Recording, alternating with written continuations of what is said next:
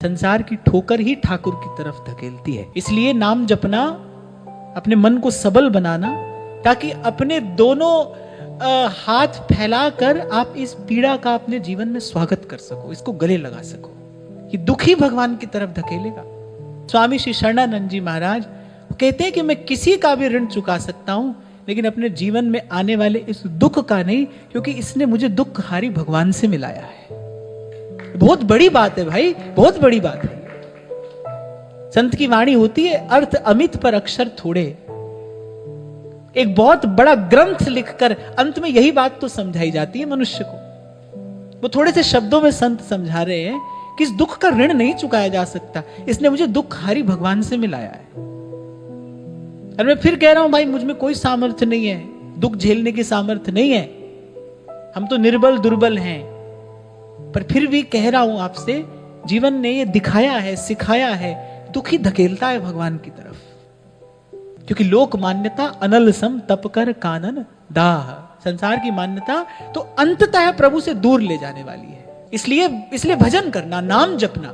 मनुस्मृति में एक बड़ी अद्भुत बात मिलती है, मैं आपको बताऊं, तो ध्यान से सुनना, बड़े काम की बात है।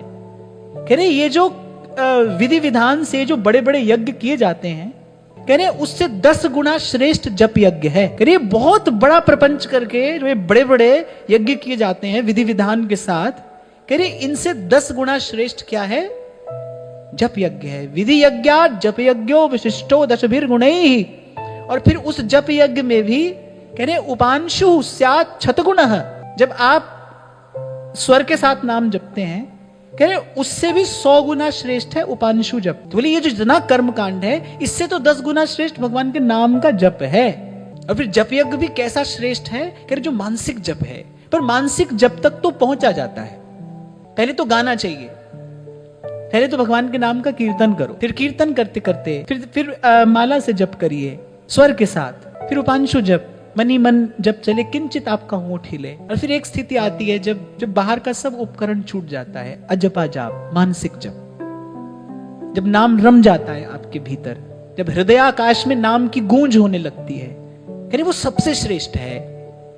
सहस्रो मानसः स्मृतः, नाम जपो, दृढ़ता से भगवान के नाम को पकड़ो। सारा बल, सारी शक्ति, ओज, तेज, उत्साह, धैर्य सब भगवान के नाम से प्राप्त होगा।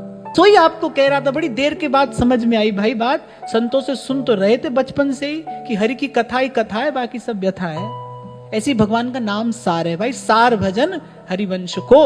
आपको बल मिलेगा, शक्ति मिलेगी।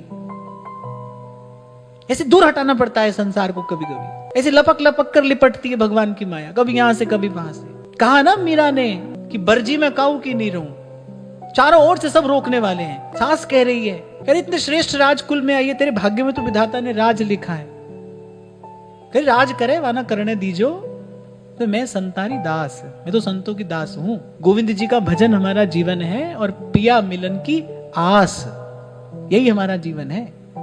निर्बल दुर्बल रहने से काम नहीं चलेगा भाई। भक्ति करे कोई, जोर से बोलो, सूरमा जात बरन कुल खोए। इस मार्ग पर चलने के लिए कोई शूरवीर चाहिए।